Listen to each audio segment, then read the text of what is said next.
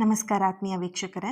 ಇವತ್ತಿನ ವಿಡಿಯೋದಲ್ಲಿ ಪಿ ಅಕ್ಷರದ ವ್ಯಕ್ತಿತ್ವ ಮತ್ತು ಅವರ ಗುಣಗಳು ಏನಿದೆ, ಹಾಗೆ ಅವರ ಸ್ವಭಾವ ಏನು, ಅವರ ದುರ್ಬಲತೆ ಏನು, ಅವರ ಕುಟುಂಬದಲ್ಲಿ ಹೇಗಿರುತ್ತೆ, ಆ ಕುಟುಂಬದ ಜೀವನ ಹೇಗಿರುತ್ತೆ, ಆ್ಯಂಡ್ ಕೆಲವೊಂದಷ್ಟು ಜೀವನದ ಕೆಲವೊಂದು ಸಾಮಾನ್ಯವಾಗಿರುವಂತಹ ಲಕ್ಷಣಗಳ ಬಗ್ಗೆ ಈ ಒಂದು ವಿಡಿಯೋದಲ್ಲಿ ತಿಳ್ಕೊಳ್ಳೋಣ. ಈ ಒಂದು ವಿಷಯ ತುಂಬಾ ಇಂಪಾರ್ಟೆಂಟ್ ಆಗಿರುತ್ತೆ, ಪ್ರತಿಯೊಬ್ಬರು ಕೇಳಿಸ್ಕೊಳ್ಳಿ. ಮೊದಲು ಹೆಸರಿನ ಒಂದು ಮೊದಲ ಅಕ್ಷರ ಏನಿರುತ್ತೆ ಅದರ ಆಧಾರದ ಮೇಲೆ ವ್ಯಕ್ತಿತ್ವವನ್ನು ಇಲ್ಲಿ ಹೇಳುವಂಥದ್ದು. ಸಂಪೂರ್ಣವಾಗಿ ಇವರು ಈ ಥರನೇ ಅಂತ ಹೇಳಿಬಿಟ್ಟು ನಿರ್ಧರಿಸೋದಕ್ಕೆ ಸಾಧ್ಯ ಇಲ್ಲ. ಇದನ್ನು ಅರ್ಥ ಮಾಡ್ಕೊಳ್ಳಿ. ಇದೊಂದು ಜನರಲ್ ಆಗಿ ನಾನು ನಿಮಗೆ ತಿಳಿಸ್ಕೊಡ್ತಾ ಇರುವಂಥದ್ದು, ಓಕೆನಾ. ಅದನ್ನು ಹೊರತಾಗಿ ನೀವು ಇದೇನೆ, ನೀವೇ ಇದು ಅಂತೇಳಿ ನಾನು ಇಲ್ಲಿ ಹೇಳ್ತಾ ಇಲ್ಲ. ಇದು ಜನರಲ್ ಆಗಿ ಹೇಳುತ್ತೆ. ನಿಮಗೆ ಅನ್ವಯ ಆದರೆ ವಿಡಿಯೋನ ನೋಡೋದಕ್ಕೆ ಮುಂದುವರಿಸಿ. ನಿಮಗೆ ಅನ್ವಯ ಆಗ್ತಾ ಇಲ್ವಾ, ಜಸ್ಟ್ ಸುಮ್ಮನೆ ಬಿಟ್ಬಿಡಿ, ಇದು ನಿಮಗಲ್ಲ ಅಂತ ಹೇಳಿಬಿಟ್ಟು, ಓಕೆನಾ. ಅದನ್ನು ಹೊರತಾಗಿ ಇಲ್ಲಿ ಕಮೆಂಟಲ್ಲಿ ಅದು ಇದು ಹಾಗೆ ಹೀಗೆ ಏನೇನೋ ಬಂದು ಹೇಳುವಂತಹ ಅವಶ್ಯಕತೆ ಇಲ್ಲ. Okay, if you are interested ನೋಡ್ತೀರಾ ಅಷ್ಟೇ. ಓಕೆ, ಎಸ್, ವಿಡಿಯೋನ ಸ್ಟಾರ್ಟ್ ಮಾಡೋಣ. ಅದಕ್ಕೂ ಮುಂಚೆ ಯಾರೆಲ್ಲ ಪರ್ಸ್ನಲ್ ರೀಡಿಂಗ್ ತೊಗೊಳ್ಬೇಕಂತ ಇದ್ದೀರಾ, ಅಥವಾ ಕ್ಯಾಂಡಲ್ ವ್ಯಾಕ್ಸ್ ರೀಡಿಂಗ್ ತೊಗೊಳ್ಬೇಕಂತ ಇದ್ದೀರಾ, ಅಥವಾ ನೀವು ಯಂತ್ರಗಳನ್ನು ಬುಕ್ ಮಾಡ್ಕೊಳ್ಬೇಕಂತ ಇದ್ದರೆ ಮೇಲೆ ಸ್ಕ್ರೀನ್ ಮೇಲೆ ಕಾಣ್ತಿರುವಂತಹ ವಾಟ್ಸಪ್ ನಂಬರ್ ಏನಿದೆ ಅದಕ್ಕೆ ನೀವು ವಾಟ್ಸಪ್ ಮಾಡಿ ಬುಕ್ ಮಾಡ್ಕೊಳ್ಬಹುದು. Okay, thank you. ಹಾಗೆಯೇ 1 ಸೆಕೆಂಡ್ ಕಣ್ಮುಚ್ಚಿ ಮಳೆಗೋಸ್ಕರ ಪ್ರತಿಯೊಬ್ಬರು ಕೂಡ ನನ್ನ ಜೊತೆಗೆ ನೀವೆಲ್ಲರೂ ಕೂಡ ಪ್ರಾರ್ಥನೆಯನ್ನು ಮಾಡಿ. 1 ಸೆಕೆಂಡ್ ಕಣ್ಮುಚ್ಚಿ, ನೀವು ಇವಾಗ ಯಾವುದೇ ಕೆಲಸದಲ್ಲಿರ್ಬೋದು, ಎಲ್ಲೇ ಇರ್ಬೋದು, 1 ಸೆಕೆಂಡ್ ಜಸ್ಟ್ ಹಾಗೆಯೇ ಕಣ್ಮುಚ್ಚಿ ಮನಸ್ಸಿಂದ ಪ್ರಾರ್ಥನೆ ಮಾಡಿ. ಎಲ್ಲ ಕಡೆ ಎಲ್ಲೆಲ್ಲಿ ಮಳೆ ಬರ್ತಾ ಇಲ್ಲ ಎಲ್ಲ ಕಡೆ ಚೆನ್ನಾಗಿ ಮಳೆ ಆಗಲಿ. ಯಾಕಂದರೆ ಜೂನ್ ತಿಂಗಳು ಕಳೆದು ಜುಲೈ ಇವತ್ತಿನ ಪ್ರಾರಂಭ ಆದರೂ ಕೂಡ ಮೋಡ ಬರ್ತಿದೆ ಅಷ್ಟೇ, ಮಳೆ ಎಲ್ಲೂ ಕೂಡ ಆಗ್ತಾ ಇಲ್ಲ ಸರಿಯಾಗಿ. ಹಾಗಾಗಿ ಪ್ರತಿಯೊಬ್ಬರು ಕೂಡ ಮನಸ್ಸಿಂದ ಪ್ರಾರ್ಥನೆ ಮಾಡಿ. ನಿಮ್ಮ ಈ ಚಿಕ್ಕ ಪ್ರಾರ್ಥನೆ ವರ್ಣದೇವನನ್ನು ಖಂಡಿತ ತಲುಪತ್ತೆ. ಮಳೆ ಖಂಡಿತ ಎಲ್ಲ ಕಡೆ ಚೆನ್ನಾಗಾಗತ್ತೆ, ಬೆಳೆ ಕೂಡ ಚೆನ್ನಾಗಿ ಬರುತ್ತೆ. ಪ್ರಾರ್ಥನೆ ಮಾಡಿ.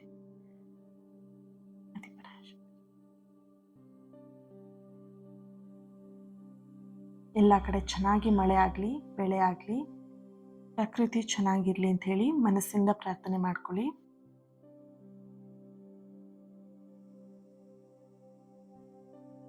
Okay, thank you so much. ನನ್ನ ಜೊತೆಯಾಗಿ ನೀವು ಕೂಡ ಪ್ರಾರ್ಥನೆ ಮಾಡಿದ್ದಕ್ಕೆ thank you, thank you, thank you so much. Big heart ನಿಮ್ಮೆಲ್ಲರಿಗೂ ಕೂಡ. ಓಕೆ, ಎಸ್, ಸ್ಟಾರ್ಟ್ ಮಾಡೋಣ.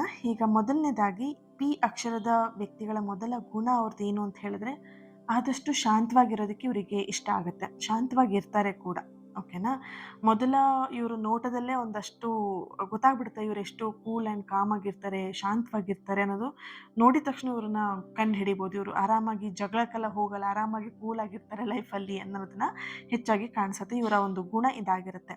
ಆ್ಯಂಡ್ ಅನಗತ್ಯವಾಗಿ ಮಾತಾಡೋದಕ್ಕಿಂತ ಸೈಲೆಂಟಾಗಿರೋದಕ್ಕೆ ಇವ್ರಿಗೆ ಇಷ್ಟ.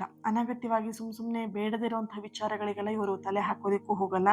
ಇವ್ರ ಎದುರುಗಡೆ ಯಾರು ವ್ಯಕ್ತಿಗಳಿರ್ತಾರಲ್ವ ಅವರು ಅರ್ಥ ಮಾಡ್ಕೊಳ್ಳೋದಕ್ಕೆ, ಅಂದರೆ ಅವರಾಗಿ ಇವ್ರನ್ನ ಅರ್ಥ ಮಾಡ್ಕೊಳ್ಳಿ ಅನ್ನೋದನ್ನ ಇವರು ಇಷ್ಟಪಡ್ತಾರೆ ಹೆಚ್ಚಾಗಿ. ಪಿ ಅಕ್ಷರದ ವ್ಯಕ್ತಿಗಳು ಇವರಾಗಿ ಹೋಗಿ ಎಲ್ಲದನ್ನು ಬಾಯಿ ಪಡ್ಕೊಳ್ಳಿ ನಾನು ಹೀಗೆ ಅಂತ ಹೇಳಲ್ಲ. ಎದುರಿಗಿರೋ ವ್ಯಕ್ತಿ ಬೇಕಿದ್ರೆ ಅದನ್ನ ಅರ್ಥ ಮಾಡ್ಕೊಳ್ಳಿ ಅನ್ನೋಂತಹ ಒಂದು ವ್ಯಕ್ತಿತ್ವ ಇವರಲ್ಲಿರುತ್ತೆ. ಹೆಚ್ಚಾಗಿ ಮಾತಾಡಲ್ಲ, ಸ್ವಲ್ಪ ಮಾತಲ್ಲಿ ಕಡಿಮೆ ಮಾತಾಡ್ತಾರೆ, ಎಷ್ಟು ಬೇಕೋ ಅಷ್ಟೇ ಮಾತಾಡುವಂತಹ ವ್ಯಕ್ತಿತ್ವ ಇವರಲ್ಲಿರುತ್ತೆ.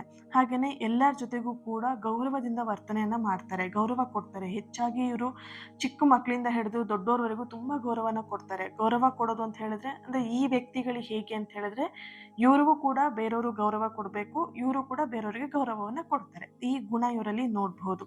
ಹಾಗೆಯೇ ಇಲ್ಲಿ ಇವರಲ್ಲಿ ಒಂದು ನಿರ್ಧಾರ ತೆಗೆದುಕೊಳ್ಳುವಂತಹ ಒಂದು ವಿಚಾರ ಏನಾದರೂ ಇವರು ಲೈಫಲ್ಲಿ ಬರ್ತಾ ಇದೆ, ಅಥವಾ ಆ ಒಂದು ಹಂತಕ್ಕೆ ಇವ್ರು ಇದ್ದಾರೆ ಅಂತ ಹೇಳಿದ್ರೆ, ಅದರಲ್ಲಿ ನಿರ್ಧಾರ ತಗೊಳ್ಳುವಂಥ ವಿಷಯದಲ್ಲಿ ಕೆಟ್ಟದ್ದು ಯಾವುದು, ಮುಂದೆ ಫ್ಯೂಚರಲ್ಲಿ ಯಾವ ರೀತಿಯಾಗಿ ನಾನು ತಗೊಳ್ಳೋಂಥ ನಿರ್ಧಾರ ಏನಿರುತ್ತೆ, ಅದು ಹೇಗೆ ನನಗೆ ಪರಿಣಾಮ ಬೀರುತ್ತೆ, ಅದೆಲ್ಲವನ್ನು ಯೋಚಿಸಿ ನಂತರ ಇವರು ಹೆಜ್ಜೆಯನ್ನು ಹಾಕ್ತಾರೆ, ನಿರ್ಧಾರವನ್ನು ತಗೊಳ್ತಾರೆ, ಯಾವುದೇ ವಿಷಯದಲ್ಲಿ ಆಗಿರಬಹುದು.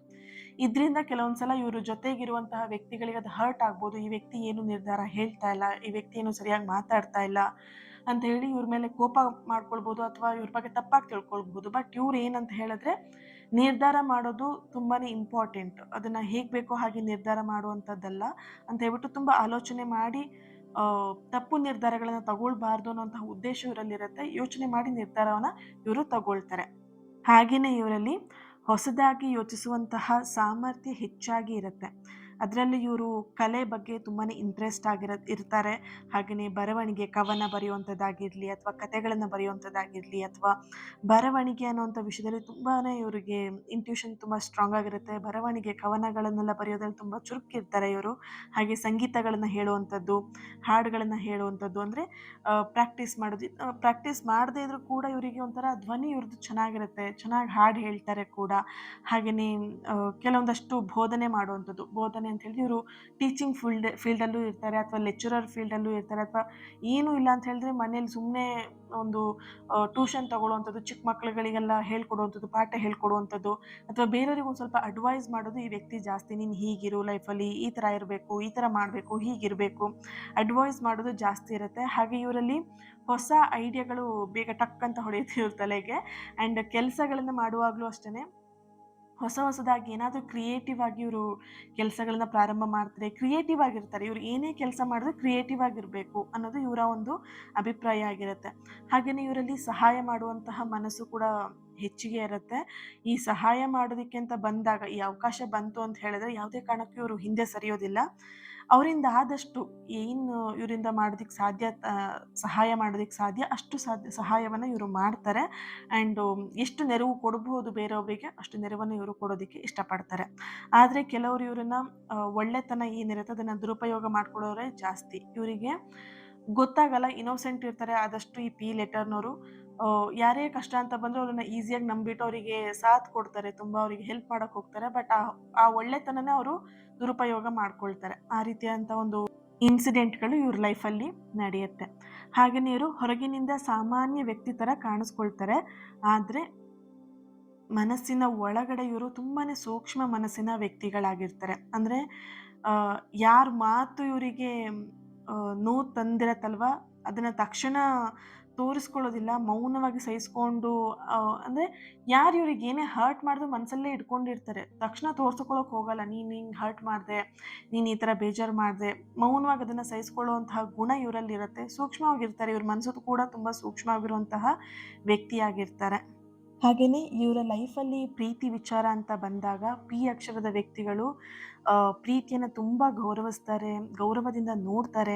ಒಮ್ಮೆ ಯಾರನ್ನಾದ್ರೂ ಇವರು ಮನಸಾರೆ ಒಪ್ಕೊಂಡಿದ್ದಾರೆ, ಇವ್ರ ಲೈಫಲ್ಲಿ ಪ್ರೀತಿ ಮಾಡ್ತಿದ್ದಾರೆ ಅಂತ ಹೇಳಿದ್ರೆ ಅವರ ಜೊತೆಗೆ ನಿಷ್ಠೆಯಿಂದ ಇರ್ತಾರೆ, ನಿಷ್ಠೆಯಿಂದ ಇರೋದಕ್ಕೂ ಕೂಡ ಪ್ರಯತ್ನವನ್ನು ಮಾಡ್ತಾರೆ. ನಂಬಿಕೆ ಇವರಿಗೆ ಬಹಳ ಮುಖ್ಯ ಆಗಿರುತ್ತೆ.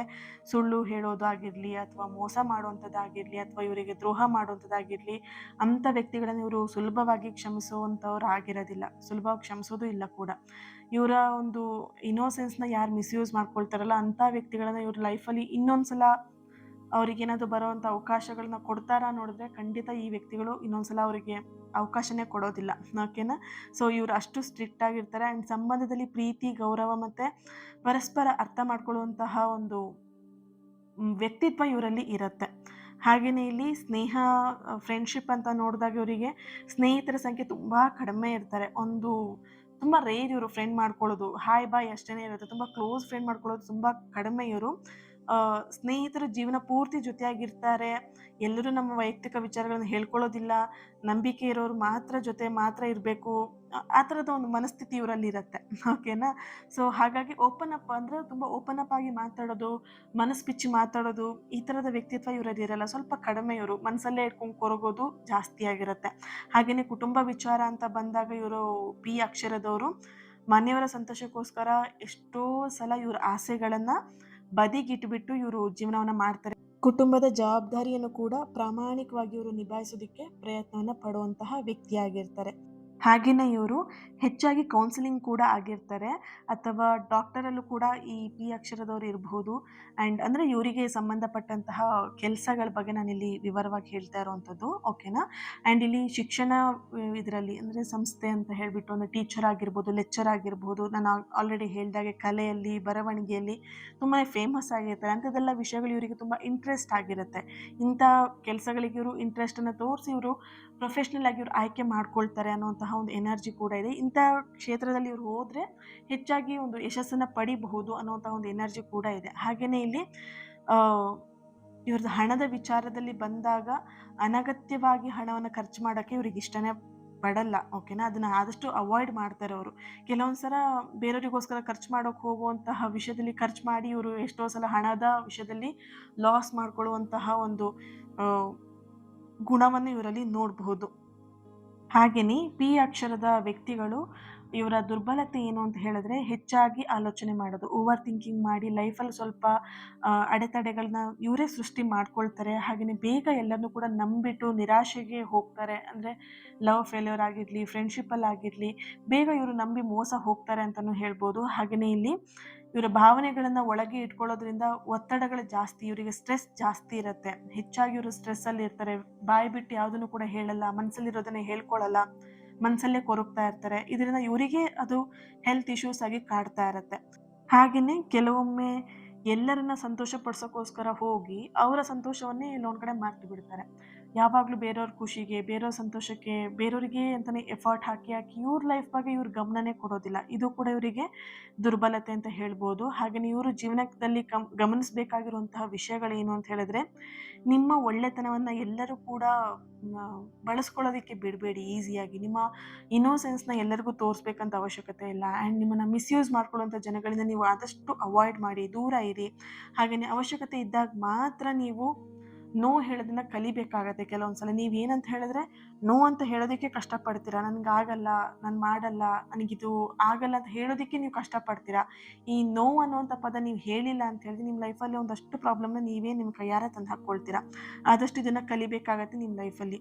ನಿಮ್ಮ ಕನಸುಗಳಿಗೂ ಕೂಡ ನೀವು ಸಮಯ ಕೊಡೋದು ತುಂಬಾ ಇಂಪಾರ್ಟೆಂಟ್ ಆಗಿರುತ್ತೆ. ಬರೀ ಬೇರೆಯವರಿಗೆ ಖುಷಿ ಪಡಿಸ್ತೀನಿ, ಬೇರೆಯವ್ರ ಖುಷಿಗೆ ನಾನು ಇರ್ತೀನಿ ಅಂತ ಹೇಳಿದ್ರೆ ನಿಮ್ಮನ್ನು ನೋಡ್ಕೊಳ್ಳೋದು ಯಾರು ಅಲ್ವಾ? ಸೊ ನಿಮ್ಮ ಸೆಲ್ಫ್ ಮೇಲೂ ನೀವು ಗಮನ ಕೊಡೋದು ತುಂಬಾ ಇಂಪಾರ್ಟೆಂಟ್ ಆಗಿರುತ್ತೆ. ಆ್ಯಂಡ್ ನಿಮ್ಮ ಹೆಲ್ತ್ ಮೇಲೆ ಆ್ಯಂಡ್ ನಿಮ್ಮ ಮಾನಸಿಕ ನೆಮ್ಮದಿ ಮೇಲೆ ಆದಷ್ಟು ಗಮನವನ್ನು ಕೊಡಿ. ಓಕೆನಾ? ಹಾಗೆಯೇ ಇವರ ಒಂದು ದೊಡ್ಡ ಶಕ್ತಿ ಏನು, ಇವರಲ್ಲಿರುವಂಥ ಅದ್ಭುತವಾಗಿರುವಂಥ ಶಕ್ತಿ ಏನು ಅಂತ ಹೇಳಿದ್ರೆ ತಾಳ್ಮೆ. ಇವರಿಗೆ ತುಂಬಾ ತಾಳ್ಮೆ ಇರುತ್ತೆ ಆ್ಯಂಡ್ ಕರುಣೆ ಜಾಸ್ತಿ. ಸಂಬಂಧಗಳನ್ನ ಉಳಿಸ್ಕೊಳ್ಳೋಕ್ಕೆ ಎಷ್ಟು ಇವರಿಂದ ಎಫರ್ಟ್ ಹಾಕಬೇಕೋ ಅಷ್ಟು ಎಫರ್ಟ್ ಹಾಕ್ತಾರೆ. ಅಷ್ಟು ಸಾಮರ್ಥ್ಯ ಇವರಿಗಿದೆ. ಓಕೆನಾ? ಇವರು ಒಂದ್ಸಲ ಒಂದು ಗುರಿನ ಫಿಕ್ಸ್ ಮಾಡಿಕೊಂಡ್ರು ಅಂತ ಹೇಳಿದ್ರೆ ನಿಧಾನವಾಗಿ ಆದರೂ ಕೂಡ ಪರವಾಗಿಲ್ಲ, ಅದನ್ನು ಸಾಧಿಸುವಂತಹ ಒಂದು ಕೆಪಾಸಿಟಿ ಇವರಲ್ಲಿರುತ್ತೆ. ಅದಕ್ಕೆ ಎಷ್ಟು ಎಫರ್ಟ್ ಹಾಕಬೇಕೋ ಅಷ್ಟು ಎಫರ್ಟನ್ನು ಇವರು ಹಾಕ್ತಾರೆ. ಹಾಗೆಯೇ ಈ ಪಿ ಅಕ್ಷರದಿಂದ ಪ್ರಾರಂಭವಾಗಿರುವಂತಹ ಯಾರು ಈ ವ್ಯಕ್ತಿಗಳಿದ್ದೀರಾ, ನಿಮ್ಮಲ್ಲಿರುವಂತಹ ಅತ್ಯಂತ ದೊಡ್ಡ ಸಂಪತ್ತು ನಿಮ್ಮ ಒಳ್ಳೆಯ ಹೃದಯ ಮತ್ತು ದೃಢ ಮನಸ್ಸು. ನಿಮ್ಮ ಸಾಮರ್ಥ್ಯವನ್ನು ಕಡಿಮೆ ಅಂದಾಜು ಯಾವುದೇ ಕಾರಣಕ್ಕೂ ಮಾಡೋದಕ್ಕೆ ಹೋಗಬೇಡಿ.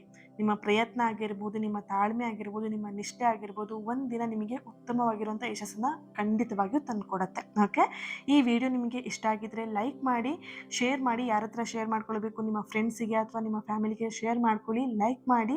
ಆ್ಯಂಡ್ ಚಾನಲ್ನ ಸಬ್ಸ್ಕ್ರೈಬ್ ಮಾಡಿಕೊಂಡು ನನ್ನ ಜೊತೆಗೆ ಕನೆಕ್ಟ್ ಆಗಿ. ಮುಂದಿನ ವಿಡಿಯೋದಲ್ಲಿ ಇನ್ನೊಂದು ಅಕ್ಷರದ ವ್ಯಕ್ತಿತ್ವ ಮತ್ತು ಗುಣಗಳ ಬಗ್ಗೆ ತಿಳ್ಕೊಳ್ಳೋಣ. ಅಲ್ಲಿಯವರೆಗೆ thank you so much. And ಇವತ್ತಿನ ದಿನ ಯಾರು ಬರ್ತ್ಡೇ ಆ್ಯನಿವರ್ಸರಿನ ಸೆಲೆಬ್ರೇಟ್ ಮಾಡ್ಕೊಳ್ತಿದ್ದೀರಾ, ನಿಮಗೆಲ್ಲರಿಗೂ ಕೂಡ ಒಳ್ಳೆಯದಾಗಲಿ. ನಿಮ್ಮ ಸಕಾರಾತ್ಮಕವಾಗಿರುವಂತಹ ಎಲ್ಲ ಆಸೆ ಕನಸುಗಳು ಆದಷ್ಟು ಬೇಗ ನೆರವೇರಲಿ ಅಂತ ಹೇಳಿ ಬ್ಲೆಸ್ ಮಾಡ್ತಾ, ಹೀಲ್ ಮಾಡ್ತಾ ಇನ್ನೊಂದು ವಿಡಿಯೋದಲ್ಲಿ ನಾನು ಸಿಗ್ತೀನಿ. ಅಲ್ಲಿಯವರೆಗೆ ಈ ಒಂದು ವಿಡಿಯೋಗೆ ಪಿ ಪವರ್ ಅಂತ ಹೇಳಿಬಿಟ್ಟು ಕಮೆಂಟ್ ಮಾಡಿ.